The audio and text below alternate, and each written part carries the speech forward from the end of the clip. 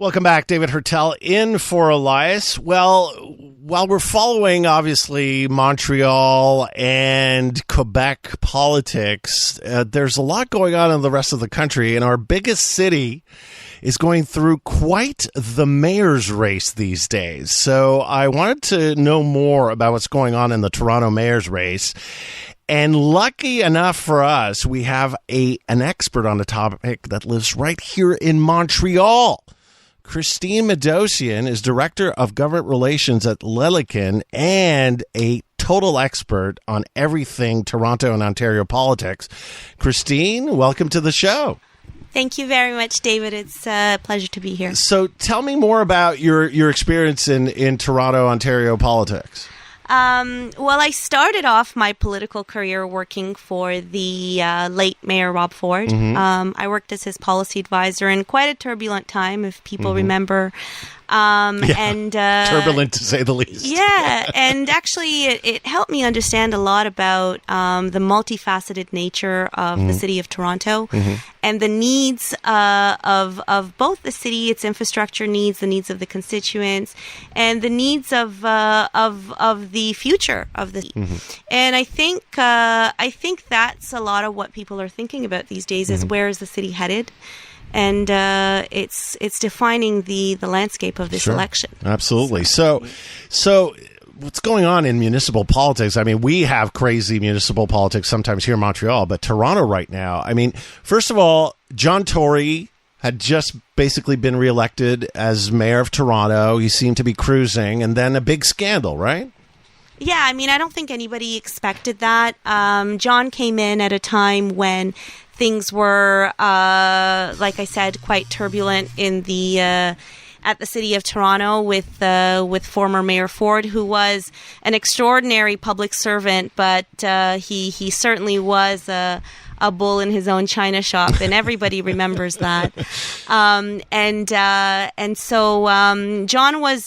came in on the assumption that he was to bring calm and no drama to City Hall. And that's why I say nobody expected the way he exited.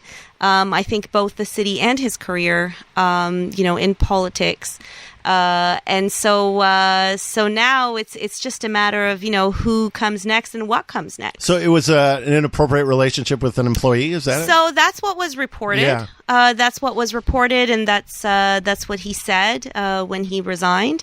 I got to know John Tory just a little bit in the transition period when we left City Hall and his office came in. And like I said, I mean, he, people expected it to be a very kind of calm, drama-free reign. And it was for 8 years, but in the 9th year, it seems like things changed. It does seem. So it was the reason now that we are having this campaign. Now, from an outsider's view, I mean, I'm reading over 100 candidates. We have a dog running in this race. But ultimately, it seems that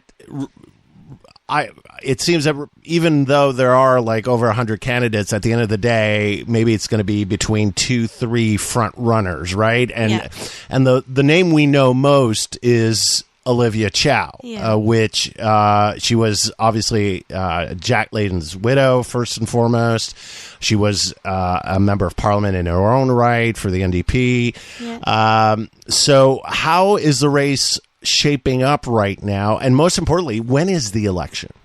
So the election is on Monday, this coming Monday. It's been an interesting ride. I mean, it was about 3 to 4 months ago when this campaign kicked off. In the beginning, there were a few known names. I mean, Brad Bradford, who was a current city councillor in charge of the housing file, seemed like a name that would do very well. But over time, others jumped into the race that have been around longer than him and who have more name recognition than him. And I think Olivia, I mean, she joined the race quite later in the game. She does have the name recognition. She has the experience. She ran in 2014 against John Tory and Rob Ford, and she came in third place. So she does have that experience as well. And I think she's probably learned from her mistakes in that election. And it seems like, so John Tory has endorsed Anna Bailão, who was a councillor for about 10 years at City Hall. And she was also in charge of many important files. She's somebody who could have a chance against Olivia. At this point, they're both women. The city could be looking for something different. And the endorsement seems to have made a big difference. Olivia is still at about 30%, and Anna has now jumped at 22% in the last Main Street research poll. What people are looking for is, I think, what's going to define the outcome of this election. There are various things people are looking for. I mean, on the surface, we talk about better budgeting. We talk about housing, building social housing. We talk about infrastructure, keeping taxes low, etc. But I think when Rob was mayor, there was a bit of a human touch that came with him, and John was more of a corporate type mayor, and I think people are looking for that, and you sort of see that in Olivia Chow, and maybe her popularity is coming from that as well, because she's very human. She's hugging people and talking to people, and there are communities she's known for decades. I mean, she has a huge advantage there. She was in other levels of politics for many, many years. Sure. She's a seasoned politician, and I think that's going to make a big difference. Not to say that Anna isn't. She was a councillor for 10 years in the country's biggest city. But at the same time,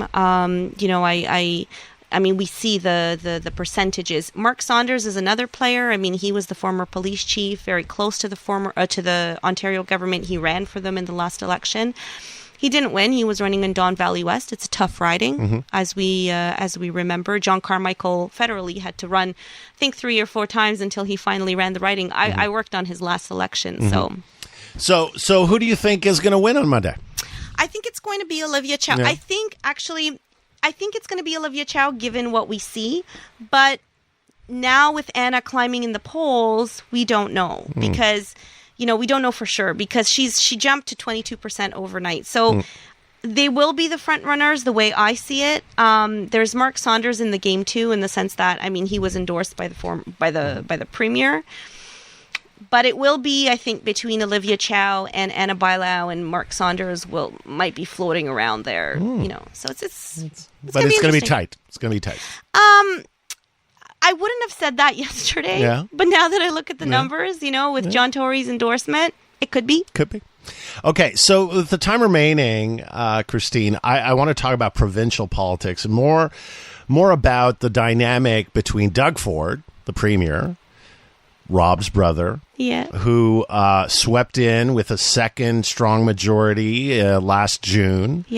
Not unlike François Legault here. I mean, you have two conservative-leaning premiers that swept back into power last year with very strong mandates, leaving both liberal parties in the dust and searching for themselves. But my first question to you on this would be, what's the dynamic between Doug Ford's brand of conservatism and Pierre Poilievre? Because we saw the by-elections this week. I mean, yes, the Conservatives won, but it wasn't a big win in the Ontario seat that was up for grabs on Monday. And it doesn't seem that Pierre Poilievre is doing what he needs to do in Ontario, because that's going to be the ball game in the next federal election. So what's the relationship between the two men?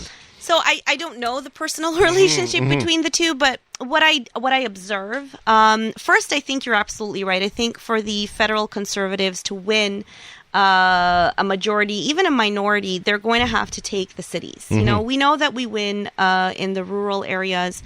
We know that we also win in the outskirts of the big cities, in the suburbs, but we need to kind of infiltrate the cities, the key ridings in cities in Montreal, Toronto, Calgary, and Vancouver, and so I think with respect to, I think both Pierre and Doug are populists in a way. I think Doug's brand of populism rose from his brother, from Ford Nation, which is a little bit of a different kind of populism, because it's sort of relative to things like making sure that there is enough social housing for everyone. If you remember, and I don't know if people remember this clearly, But Rob Ford was a big advocate to ensure that everyone had somewhere to live. Toronto community housing was one of his priorities. And so I think there's a huge social aspect to the Ford brand of populism. And I think that's different from the Pierre Poilievre brand of populism. That's more related to blue collar industry, right? So I think that sure they have similarities, but then there are also differences. And it remains to be seen how the Conservatives are able to infiltrate the big cities. But it's not impossible. We've done it before. It might have to be more on an economic level, especially when I'm talking about blue-collar workers and industry. But, I mean, we're approaching the next federal election, and, there are always rumors of there is going to be an election next spring. There's going to be an election next fall. So it is a minority government. You just never know. It's going to be very interesting to see how that dynamic develops between the two men, because I agree with you. If the Conservatives are going to form a government federally, they're going to need to breakthroughs in Ontario. Absolutely. Go beyond where they're at right now. Christine, great conversation. Appreciate your insights. Thank you for coming in. Thanks, guys. Thank you. Christine Maydossian, Director of Government Relations at Leliken.